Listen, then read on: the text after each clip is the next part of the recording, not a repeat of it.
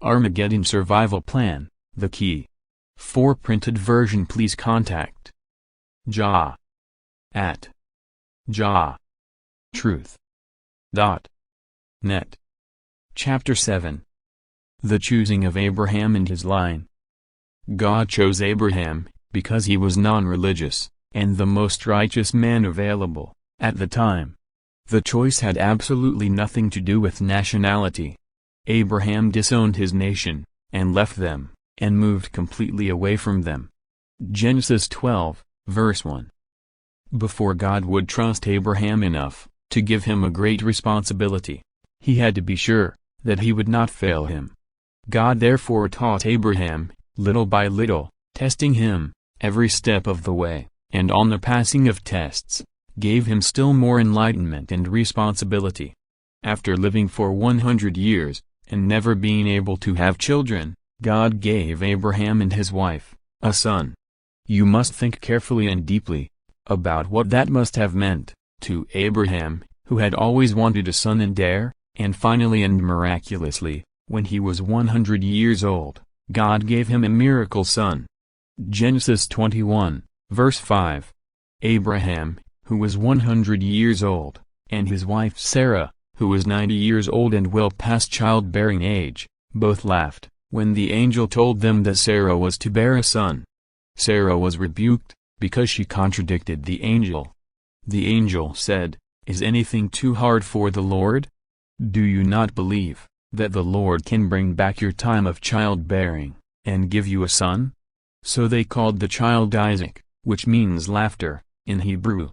A few years later, when Abraham had had the time to get to know and love his son Isaac, God gave Abraham the penultimate test, because he had to be sure of Abraham's love, total obedience, and devotion to him. Only if Abraham passed this test, could God trust him enough to give him, personally, the responsibility of bringing enlightenment to a very dark world. This was because, if Abraham was self-motivated, and not totally obedient to God, he may have used God's enlightenment for his own personal benefit, and not for the good of everyone.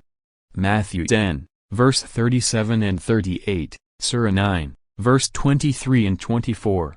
The test was to kill/sacrifice his own beloved miracle son, Isaac, whom he loved more than anything on earth. Just think about what Abraham must have gone through, and the agony involved in killing his son, that he had waited 100 years to have. Abraham was on the point of killing his own, and only legitimate son, when God stopped him, and told him that it was only a test, to see how much he loved God. Abraham passed the test, and the forfeit was then not taken, because the Lord knew that Abraham was really going to kill and sacrifice his son, as God was reading his thoughts. Genesis 22, verse 1 and 13. It is impossible to fool God, because he knows everything that everyone is thinking, every second of the day, in whatever human language they are thinking. Job 42, verse 2, Surah 2, verse 77. This is God's usual way. He tests everyone's faith, trust, right to the last second, and then, if they ring true, the forfeit is not taken, or the danger will pass away. If they lose their faith, the forfeit will be taken, or the danger will overcome them, whichever is applicable. Once having passed this exceptional test, Abraham had proved himself worthy of God's trust, and to carry the responsibility of trying to teach his line to be children of God, by adoption. God, as a special reward, even told Abraham, telepathically, where heaven is, but Abraham, not understanding that he was being spoken to telepathically, thought he was imagining it and just thinking to himself. Whilst looking at the sky one night, Abraham saw the morning star and said to himself, God said to him, actually, this is my Lord. Surah 6, verse 76. Then the devil attacked him, mentally, and confused him, by showing him the moon and saying, telepathically, this is my Lord, and then, to really confuse him, the devil showed him the sun, and other things, and said, this is my Lord, until Abraham didn't know what to think, and lost his reward from God. A few generations later, from Abraham's line, A mother was tested for selfishness, and she decided it was better to give up her son than to risk his being murdered, showing unselfish and therefore real spiritual love, like Solomon's test for the two women. 1 Kings 3, verse 16 and 28. She passed the test, and was then considered worthy to teach her son how to be unselfish. God then arranged for her to have her son back, and for him to live, like Isaac, Abraham's test. That woman was the mother of Moses, and not only did Moses live, but he became a great yet humble man. He grew up strong in body and faith in God. Moses was another great, non-religious man, who talked directly to God, and strove to do God's will. He was another, adopted, child of God, with childlike faith. He put his hand in the Lord's, and the Lord led him to greatness, and protected him from evil.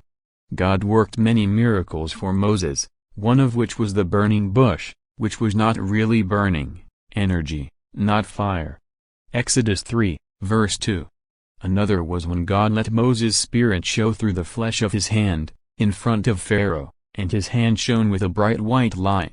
Exodus 4, verse 6, Surah 7, verse 108. Then God parted the Red Sea, to let Moses' people escape, and to destroy the evil Egyptians, who were chasing them. Pharaoh believed, and led his people to believe, that he was greater than God. The Egyptians were arrogant, perverted, cruel, and guilty of incest and many other crimes. Using water again, to destroy the Egyptians, gave God the opportunity to kill the human animals, and to give their souls another chance, like he had done in the time of Noah. Exodus 14, verse 28. Comparing the Egypt of then, with the Egypt of today, when God said he would destroy Egypt, he was not joking. During the remainder of Moses' life, God gave his laws, cut into stone, with his finger, or a laser. That is the Ten Commandments, the book, Torah/Old Covenant or Testament, containing the laws, the statutes, the judgments, the economic policy, the agricultural policy, diet, etc., for the world to live by, forever. Matthew 5, verse 18. God's laws are the only laws of this planet, and, like God, are the same from the beginning of time, until now, and forever. Malachi 3, verse 6 and Malachi 4, verse 4. He also gave Moses, the Ark of the Covenant, and told the people to come and talk to the Ark, when they wanted to communicate with God. At that time, people still had a very simple mentality, and so, instead of telling them to use telepathy, which would have been too much to comprehend, God gave them a dummy transmitter.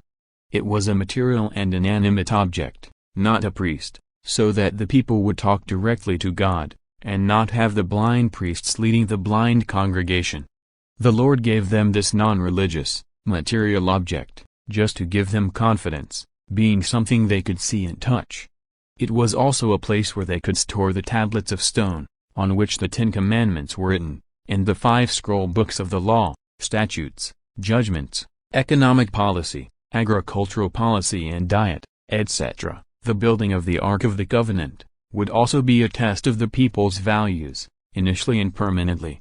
God asked the people to give up their gold, silver, brass, precious stones and other valuables, to make the Ark, and related treasures. This was to see if they loved worldly treasures, mammon, the devil's values, more than they loved God. If they gave up these things, voluntarily, it would prove that they chose God, and heavenly values, in preference to worldly values.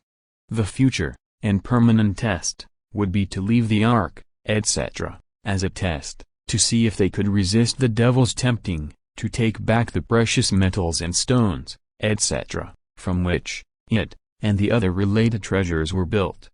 There are many references, in the books of Moses, to God's spaceship, covered by a smoke-screen cloud, which looked like a cloud of smoke, by day, and a fire, by night.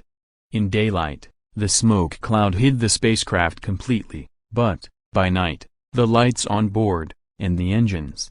Exodus 40, verse 38, gave off a great glare, which mixed with the smoke screen, and gave the impression to people of a very simple mentality, of a fire in the sky, with great heat and thunder, ? And lightning, ? And strange noises.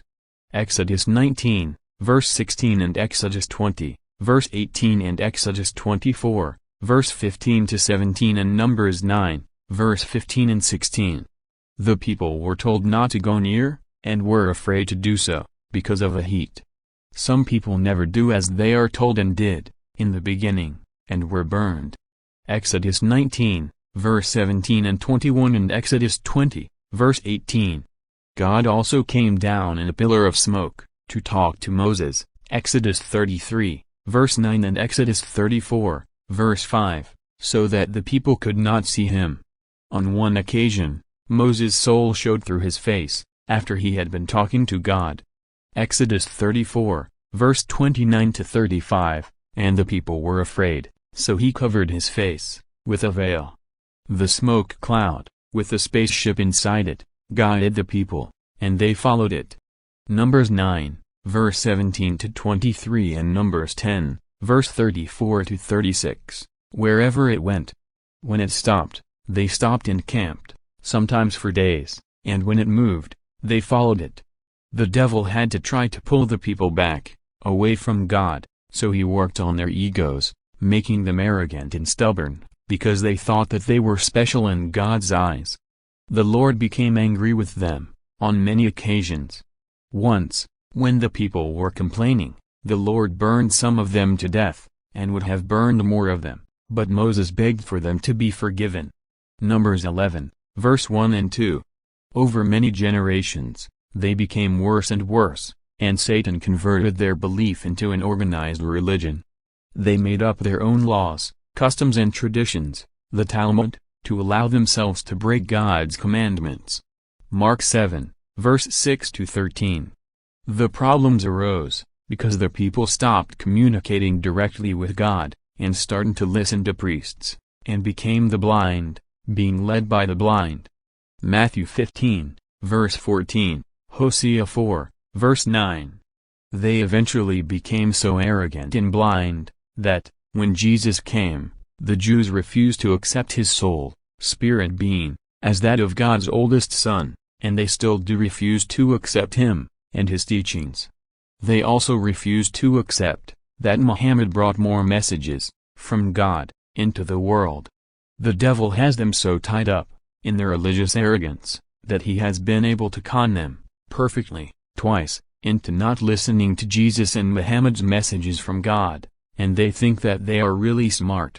It was their priests, and religion, that nailed the human animal body, that God's Son was using, onto the cross. Their arrogance, in thinking that they are still God's chosen people, and that they are the only ones who will survive the last day, when they claimed responsibility for the murder of Jesus, and refused to accept his teachings, clinging to their evil religion, which is what killed Jesus, is absolutely ludicrous.